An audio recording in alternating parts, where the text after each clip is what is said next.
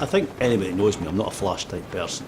I like nice things, but I'm not flash. In fact, I would say probably quite humble.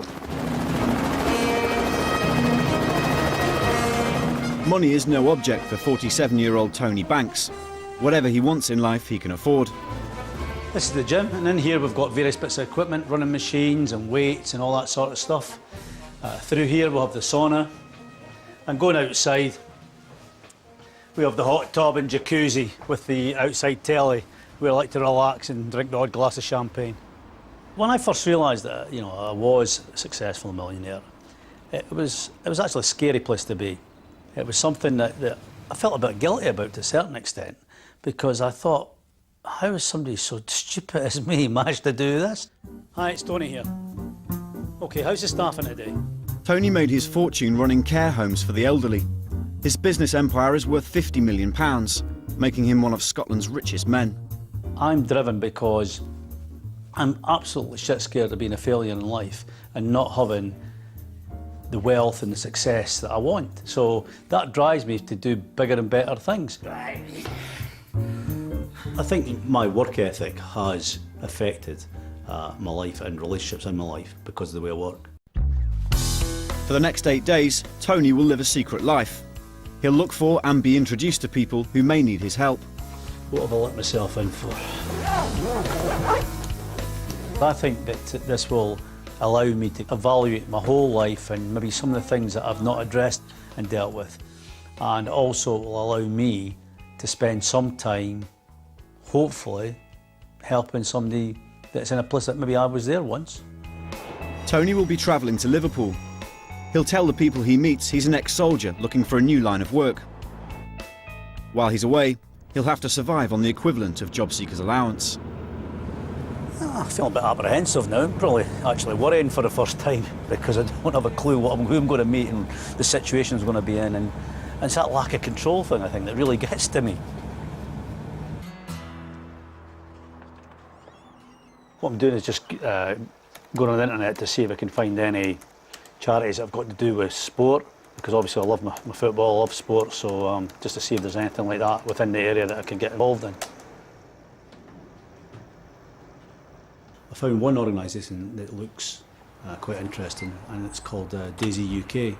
They run a sports group for disabled kids. The guy that runs it's a guy called Dave Kelly, and apparently he's blind, so I'm quite intrigued to see how he does all that, meet him. Hi, are you Dave? Hello there. Dave, I'm Tony. Tony, nice to meet you, sir. Nice. How you doing? Oh, fantastic. Hope you don't mind. I brought a camera crew with us today. Fantastic. And maybe take part if you let us. Do you know, that'll be lovely for you to take part. We're doing a bit of inclusive sports today with youngsters with various disabilities and their friends and family. So it'd be great for you to kind of have a go, and maybe you can do a bit of blind football with us and have a go in the wheelchairs. I'd love to do that. Love to. Right then, everybody. We're going to get cracking now. Can I just introduce, all the way from Bonnie, Scotland, Tony. Hi, everybody. Thank you. Now, Tony's going to be giving us a hand today, and he's going to be getting included as well in some of these games. So don't be laughing at him if he can't be as good as us. OK, this is how it's done. When we say, on your marks, get set, go, we start off, and I pass it under through my legs. Tony gets it, pass it over. Daisy UK is a non-profit group that encourages disabled and able-bodied kids to take part in sports together. It was set up by Dave Kelly when he himself became disabled. It first came to me when I first went blind, and you know, due to lack of opportunities for me, because I wanted to still do sport and, you know, me football and cricket, but there's nothing out there. I always thought I was the only blind man in the village. Sport's a great medium in which to teach kids the key personal skills they need, like that confidence, self-esteem, and you know, the acceptance of the disability. And when they're mixing with others as well, it helps. It's like a two-way thing, society accepting people with disability accepting society. Yeah. Are you ready? Get set, go! Wheelie turn.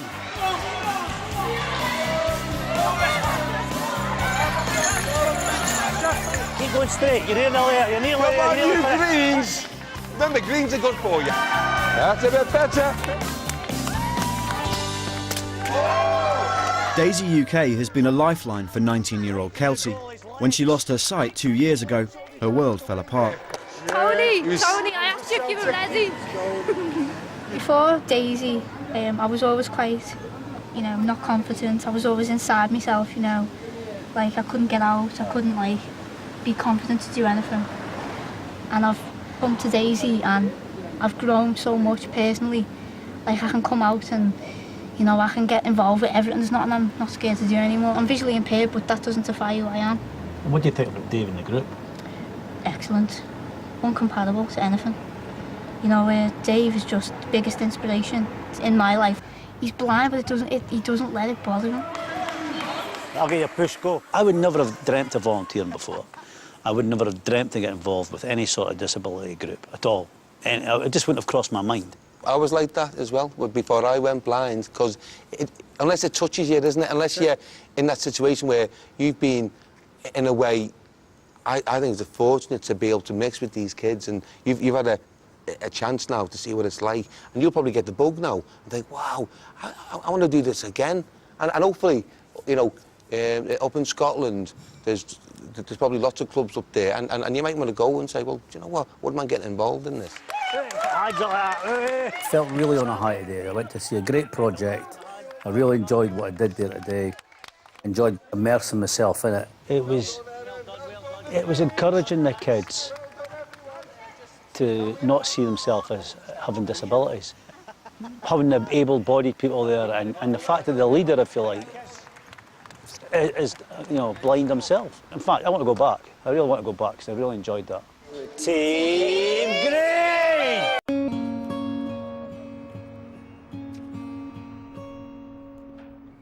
This morning, I'm going back to Daisy UK. I love the project and I love the people there. I think they're great people, and I really need to find out more about their funding and how it's all organised and how it all works, really. Dave, it's Tony. Hello, Tony, how are you doing? Great, mate, how are you? I'm fine, thanks, sir. So what have you brought me today then? Well, what we're doing today, we're going climbing. So this is Amy, is it? Yeah. You're doing brilliant. There's like 3 kind of categories of disability: physical, mental, and sensory. And Amy's kind of got like all 3. And yeah, she's so fantastic. She's got that spirit and that loveliness. She's hugging and loving, and it's just hear the pleasure she was so getting. Beautiful, beautiful girl. Well done, Amy. Brilliant. Well done, you know. Oh, you're so good there, you know. You got higher than me. What do you think of Dave? Do you like Dave? Eh?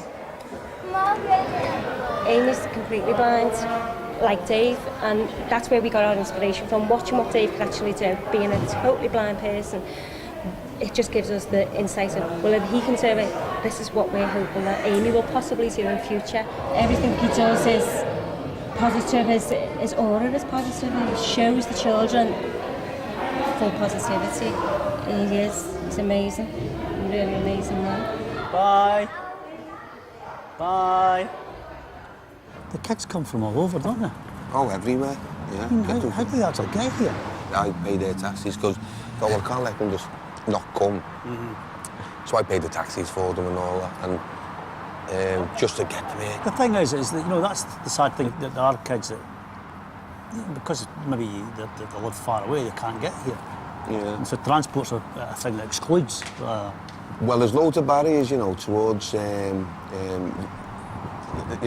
young people coming and taking part in sport, or to inclusion in general. Really, transportation, that's one of them. Costs, and it's one thing they're trying to do is not charge anyone for doing any of this, because I think that's a big thing with me. Things should be free for the young people.